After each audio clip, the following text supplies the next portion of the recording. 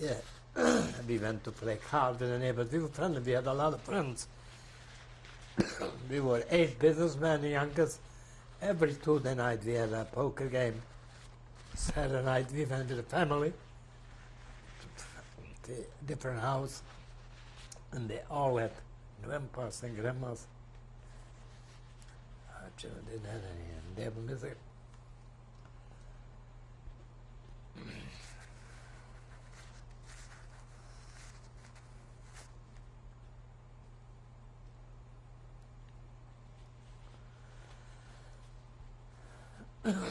I tried, I made a good living, but somehow I was never lucky to hit it big. I was too old already, I didn't want to take a chance. They asked me a lot of times to take a chance, but I think I was comfortable. We had a very comfortable life in Yonkers. They know me, they respect me. The same thing. Me here in Shul, I do conduct services. I had Lubavitch over there in Miami Beach. I lived 12 years. And I was the vice president in Shul. But one thing, they have a good wife is everything. I retired by 62 because I was born out. I couldn't do anymore. I told my wife, Rose, I got to retire because I couldn't do anymore. I'm too tired, and all my life I was struggling. She says, if you have more than $10,000, what do? You eat better? You won't retire, let her retire. That's why some women don't let you retire. She did. But thank God we retired. It's going to be 78 next year. If we live for another 20 years, it's 20 years. I retired by 62. And my accountant is my cousin. He's here now. He's retired too.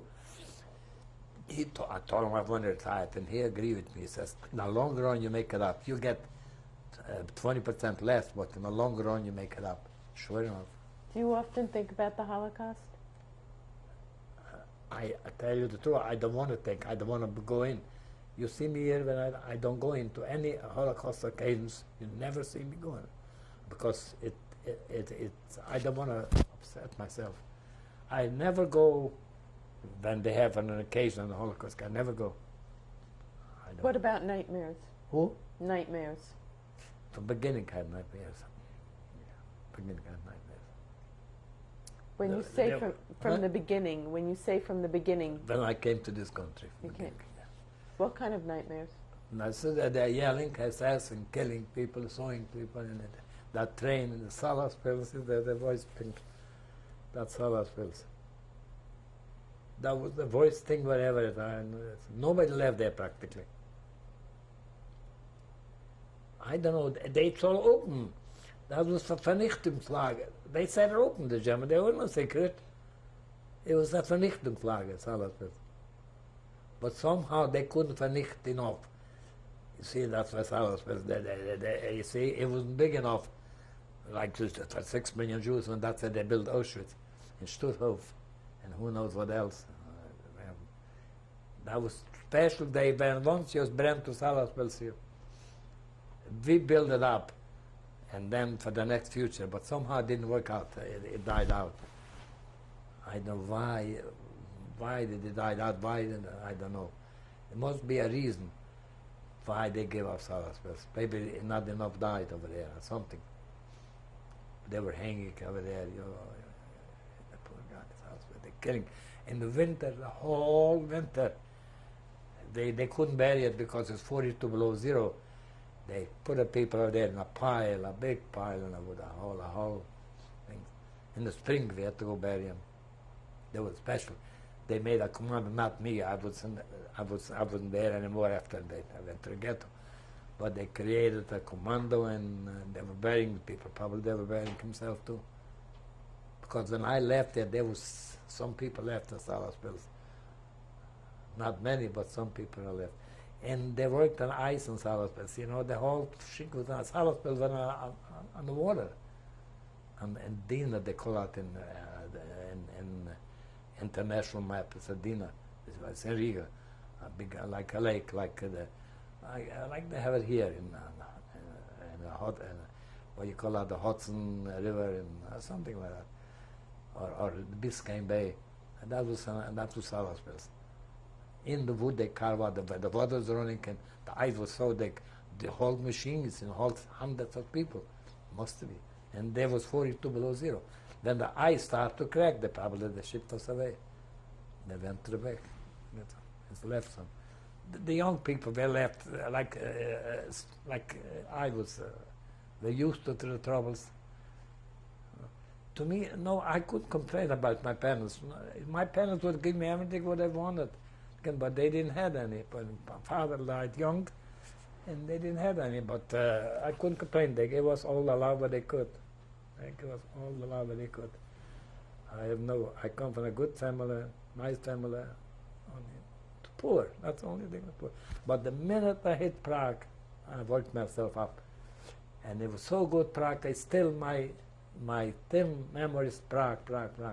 If the communists, the truth is, if the communists wouldn't took over Czechoslovakia, I would never come to this country, because you never lived so nice as you can live over there. The people are so nice over there. The whole thing is nice. Even now, you see in the paper sometimes, once in a while, the Czech Republic, they call it now, the Czech Republic. Even last week was, but they even take them in the NATO, the Czech Republic, and they have the industry, the Skoda industry, car, aeroplanes. Hitler had a picnic with that country. Hitler make all this ammunition over there, and they didn't bomb it because they didn't want to bomb the Czechoslovakia. And then he had a picnic over there. Mr. Marvel, is there anything else you'd like to add to your testimony? You see, if you ask me, no, I don't know, I don't listen. Things it's a long time ago. If you ask me something, I don't mind. There's plenty of them to talk about it and to remember, but you got to ask me for it because it was a long time ago. It was days, long days. You know, I didn't know why. You know, it's. You have no idea. One day in Kaiser Waldhaus, one day in Salaspils. You people, you can have an idea of what it was to live in. One day in Salaspils. You know, one thing. This you remind me. Just remind myself. In Salaspils, you had to go night in the latrine. You couldn't go in the latrine. Because right away the storms around and boom, they shoot you down. Then again he said that Sharfie Nichols, he was a son of a gun at SS, but he somehow he had a thing, and he said for the Stooges, you got to stay there by the door, and when there is about 10, 11, you want to go over there, then they give you a signal to the guard, and they'll let you go. Otherwise, once you go individual, they got you. That's why they say. One day, you see, one day to go through Salaspils. You get up in the morning in Salaspils and you see 20, 30 right from your barrack, and it's always in every barrack over there, 20, 30 laying for you. But you know him. Yesterday you live with him, you talk to him. And in the morning when I got up, I felt if I ever had, because it was ice, and the barrack was ice. In the morning it was full of ice.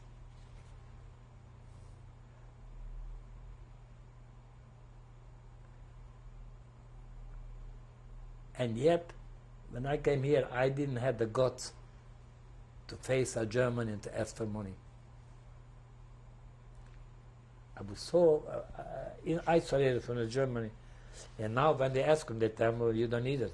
You see, that time everybody needed it. Now they want to the income tax things. Now you don't need it. Now they tell you, you don't need it. If you need it, you'll get it. Right now you don't. Thank God, no, I don't need it now. No. And I could use it, but I was so afraid of German, the word German. Yeah, I was so afraid of. I didn't want to face a German doctor. I didn't want to face a German Jew even. You know, a German language, what it did to me, it made a hole in my system if I heard a German language from the beginning. Because they were yelling. And the minute you heard them, there's somebody killed, somebody got killed. Anytime you heard SS, when somebody got killed. And a friend, you saw him. Those 10 cabinet makers, they got killed. They were such a good people, they were hoping. This was where? They were killed in Stolp. In Stolp, the last minute, a day before we moved out. Newman, before, remember, I forgot to tell you, the Gestapo, the son of a gun, a little fellow, Newman was his name. And he killed him. He ordered him to kill him. He killed him and hanged him, and then he shot him yet. He ordered, he didn't do it, but he ordered to do it. Newman was his name. See, you don't recall right away, but then that's why I say this. It is unbelievable. You know, you can describe it. If you ask me, I recall it, but it's so hard. And in day, you know, when the guy SS came to me in Kaiserwald, and called my name, and you have no idea, but you fall apart. You know, SS calls your name, you finish. And he told me, I'm going to a milk cow. See, he was different. He says, I'm going to a milk cow. This guy, what's his name? I forgot. Frank. I know his name. What's his name? Frank. And he was a German Jewish boy. And I helped him in ghetto, and then he helped me over there. And meanwhile, the Sauer come around, that SOB. He was such a mean man.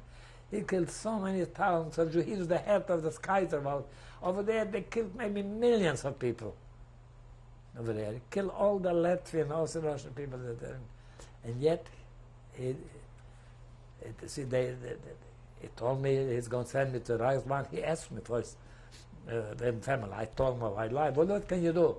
I told him my family is there. What am I doing? Tell him the family. And he said, you'll go over here. And that saved me. Oh, I went through plenty hell after, but this gave me a chance to save myself. Give me a chance to save myself. How we safe, I don't know. When we didn't run away, I don't know if I would be safe. But we couldn't take it anymore. That's, you know, I couldn't take it anymore. It would end. When we run through a front, a Russian front, you have no idea about a Russian front. You look like, who's hell? Like daytime, midnight, it was like daytime. Fire, everything was burning.